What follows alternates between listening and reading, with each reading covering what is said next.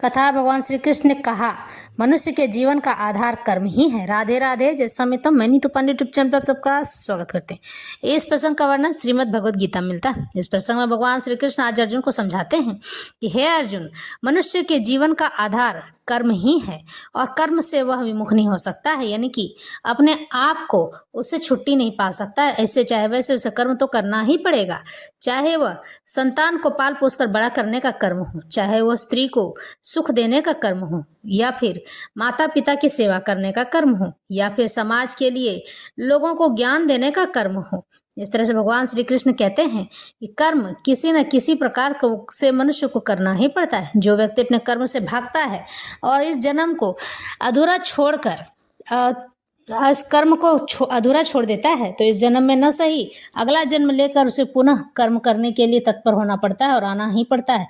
इस तरह से मनुष्य कर्म बंधन में पड़कर जीवन और मृत्यु में फंसा रहता है, जिसे हम प्रारब्ध भी कहते हैं। अपने बचे हुए कर्म को पूरा करने को प्रारब्ध कहा जाता है, यानी कि जो पिछले जन्म में आपने छोड़ दिया था, इस जन्म में उसे आप कर रहे हैं, तो वह आपको पूर्ण करके ही को ईश्वर की प्राप्ति हो सकती है। भगवान श्री कृष्ण कहते हैं, इस जीवन का मूल आधार ही कर्म है, इससे कोई भी अनभिज्ञ नहीं रह सकता है, चाहे वो कितना भी बड़ा सिद्ध पुरुष क्यों ना हो।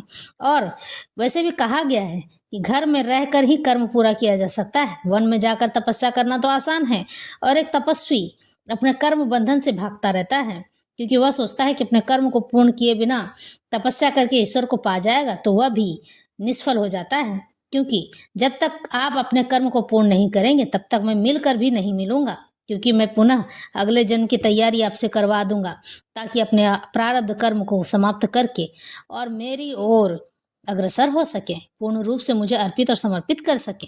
न कर्म नाम नाराम्भ नैष्कर्म्यम पुरुषो अश्नुते न च संन्यास न देव सिद्धिम समधि गच्छति।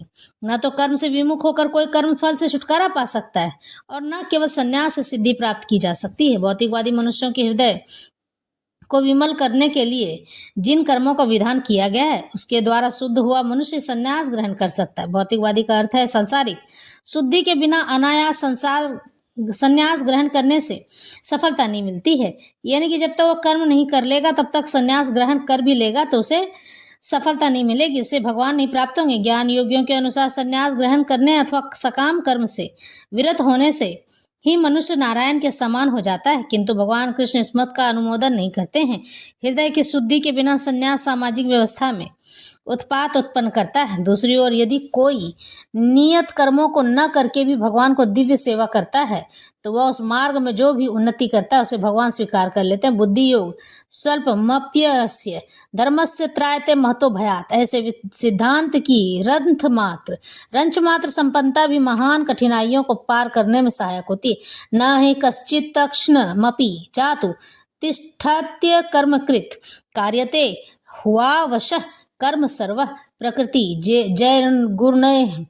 प्रत्येक व्यक्ति को प्रकृति से अर्जित गुणों के अनुसार विवश होकर कर्म करना पड़ता है, अतः कोई भी एक क्षण भर के लिए भी बिना कर्म किए नहीं रह सकता है। यह देहधारी जीवन का प्रश्न नहीं, अपितु आत्मा का यह स्वभाव है कि वह सदैव सक्रिय रहता है। आत्मा की अनुपस्थिति में भौतिक शरीर हिल भी नहीं सकता है। यह शरीर मृत वाहन के समान है जो आत्मा द्वारा चालित होता है, क्योंकि आत्मा सदैव गतिशील सक्रिय रहता है और वह एक क्षण के लिए भी नहीं रुक सकता है। अतः आत्मा को कृष्ण भक्ति के सत्कर्म में प्रवृत्त रखना चाहिए, अन्यथा वह माया द्वारा शासित कार्यों में प्रवृत्त होता रहता है। माया के संसर्ग में आकर आत्मा भौतिक गुण प्राप्त कर लेता है, और आत्मा को ऐसे आकर्षणों में शुद्ध करने के लिए यह आवश्यक है शास्त्रों द्वारा आदिष्ट कर्मों में इसे संलग्न रखा जाए। किंतु यदि आत्मा कृष्ण भक्ति में कि अपने स्वाभाविक कर्म में निरत रहता है, तो वह जो भी करता है उसके लिए कल्याणप्रद होता है। इस तरह से आत्मा का अर्थ है सूक्ष्म शरीर। यहाँ आत्मा दो प्रकार की बताई गई है। भगवद गीता स्वयं इस बात का उल्लेख करती है कि आत्मा दो प्रकार की होती है। एक जो हमारे नाभि में स्थित होती है, जो भगवान की स्वयं ऊर्जा होती है, जिसे न कोई जला सकता है, न काट सकता है, न ही इसे किसी भी प्रकार से हानि पहुंचा सकता है। और ये आत्मा भगवान की ऊर्जा होने के कारण मृत्यु उपरांत ये भगवान के पास चली जाती है। यही आत्मा हमारे शरीर को चलायमान रखती है, लेकिन वह केवल शरीर के चलने के लिए, यानी कि ध्यासना, देखना, सुनना, खाना, पीना, यह सब करवाती है सूक्ष्म शरीर से। सूक्ष्म शरीर का अपना कोई अस्तित्व नहीं होता है, केवल वो शरीर के जैसा ही दिखता है जो कि आत्मा ही कहलाती है। लेकिन उसे सूक्ष्म शरीर कहना ज़्यादा उचित होगा, क्योंकि सूक्ष्म शरीर ही सभी सुख और दुखों का भागी होता है, अपने कर्मों का भागी होता है, और कर्म के साथ साथ वह मनुष्य के किए गए पाप कर्मों का भी भागी वही होता है। अच्छे और बुरे का फल उसे ही प्राप्त होता है।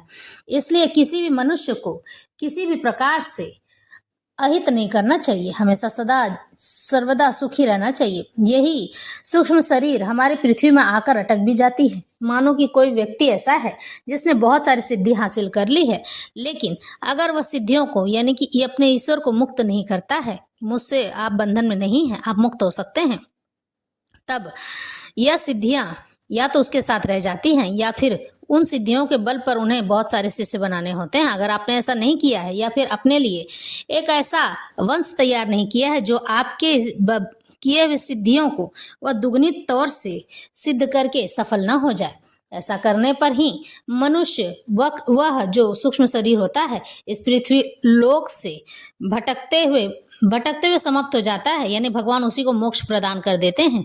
आत्मा सदा सर्वथा ईश्वर की ही है और ईश्वर की ही रहेगी। इसे तो ना मोक्ष मिलता है ना परोक्ष मिलता है, इसे न दुख मिलता है न सुख मिलता है। वह शुद्ध आत्मा भगवान की ऊर्जा होती है जो भगवान के पास पुनः चली जाती है। इस तरह से हम कह सकते हैं कि ईश्वर ने हमारे जीवन में जो भी बनाया है सोच समझ कर ही किया है। न त्यक्त्वा स्वधर्मम चरणाम्बुजम हरेर भजन पको अथ पत्ते तत्तो यदि यत्र क व भद्र म भूद मनुष्य किम को वार्थ आप तो अभजताम स्वधर्मतः। यदि कोई कृष्ण भक्ति में अंगीकार कर लेता है तो भले ही वह शास्त्र अनुमोदित कर्मों को न करे, यानी शास्त्र के अनुसार कोई कार्य न करे अथवा ठीक से भक्ति न करे, यानी भगवान को ठीक से पूजा अर्चन भी न करे, और चाहे वह पतित भी हो जाए तो इसमें उसकी हानि या बुराई नहीं होगी। किंतु यदि वह शास्त्र अनुमोदित सारे कार्य करता है और कृष्ण भक्ति न हो तो ये सारे कार्य उसके किस लाभ के हैं। इसलिए कृष्ण भक्ति के इस स्तर तक पहुंचने के लिए शुद्धिकरण की प्रक्रिया आवश्यक है। इसलिए संन्यास या कोई भी शुद्धिकारी पद्धति कृष्ण भक्ति के चरम लक्ष्य तक पहुंचने में सहायता देने के लिए, क्योंकि उसके बिना सब कुछ व्यर्थ है। कर्मेंद्रियाणि संयम्य य आस्ते मनसा स्मरण इंद्रियार्थार मूढ़ात्मा मिथ्याचार स उच्यते। जो कर्म इंद्रियों को वश में करता है, किंतु जिसका मन इंद्रिय विषयों का चिंतन करता रहता है वह निश्चित रूप से स्वयं को धोखा देता है और मिथ्याचारी कहलाता है। भगवान श्री कृष्ण इस श्लोक के जरिए से समझाना चाहते हैं कि कर्म इंद्रियां क्या है? हमारे मुंह, नाक, आंख, कान और जो हमारे पेट में भोजन चलता है वो, और हमारी योनि या फिर लिंग। इस तरह से हम कह सकते हैं कर्म इंद्रियां हमारे हाथ और पैर भी हैं। जब हम इन चीज़ों को मनमाना काम नहीं करने देते हैं, मन को वश में करके रख लेते हैं, तो यह कर्म इंद्रियां जो हैं हमें विचलित करती हैं उस काम को करने के लिए जो काम नहीं करना चाहिए। यहाँ तक कि जब मनुष्य अपने आप को यह सोचता है कि अरे ये चीज़ करने में अच्छाई है, आनंद आ रहा है, तो उस काम को करने में वो लग जाता है। अपने मन को समझाता नहीं है कि यह आनंद है, लेकिन यह आनंद कब तक रहेगा इसका कोई ठीक नहीं है। मनुष्य को होना चाहिए कि आनंद में उन्मत्त होकर सांसारिक जीवन में भटकने से बेहतर है कि वह उस पर अंकुश लगा दे, अपने मन को शांत चित्त करे और जबरदस्ती के इन गंदे विचारों को अपने मन में आने से रोके। ना तो गंदे चीजें देखे, ना गंदा भोजन करे और ना ही गंदी सांसें ले। ऐसी जगह पर ना रहे जिन जगहों पर भगवान कृष्ण के अलावा किसी और चीज की बातचीत होती हो, लोग अपनों में ही भटकते रहते हों और एक दूसरे पर दोषारोपण करते हों। ऐसे जगह पर रहने से मनुष्य का मन भी मलिन हो जाता है। और भगवान श्री कृष्ण यही बात कहना चाह रहे हैं कि अच्छे संस्कार को बनाने के लिए अच्छे आचरण का होना आवश्यक है और अच्छे आचरण को बनाए रखने के लिए अच्छे स्थान का चुनना आवश्यक है। यानी कि जिस जगह आप रहते हैं वहाँ के आसपास की चीज़ों को अवश्य देख लिया कीजिए कि यहाँ की आसपास की चीज़ें अच्छी हैं कि नहीं। यानी कि आप ज्ञानी के मोहल्ले में रहेंगे या ज्ञानी वाले बस्ती में रहेंगे या ज्ञानी वाले शहर में रहेंगे तो आपको ज्ञान ही प्राप्त होगा। मूर्खों की बस्ती में रहेंगे तो मूर्खता ही मिलेगी। और वहीं अगर आप सामान्य लोगों की श्रेणी में आते हैं, ना ज़्यादा ज्ञान है और ना ही ज़्यादा मूर्खता है, मिनिमम है, तो फिर आपको वैसा ही जीवन प्राप्त होगा, आपकी आने वाली पीढ़ी भी वैसी होगी। इसलिए मनुष्य को कभी भी अपने जीवन में स्थान का चयन सोच समझ कर करना चाहिए। ऐसे स्थान पर रहना चाहिए जहाँ पर लोग ज़्यादा पढ़े लिखे हों, ज्ञानवर्धक बातें करते हों और सात्विकता में जीवन जीते हों, ज़्यादा नॉनवेज वगैरह ना खाते हों। राधे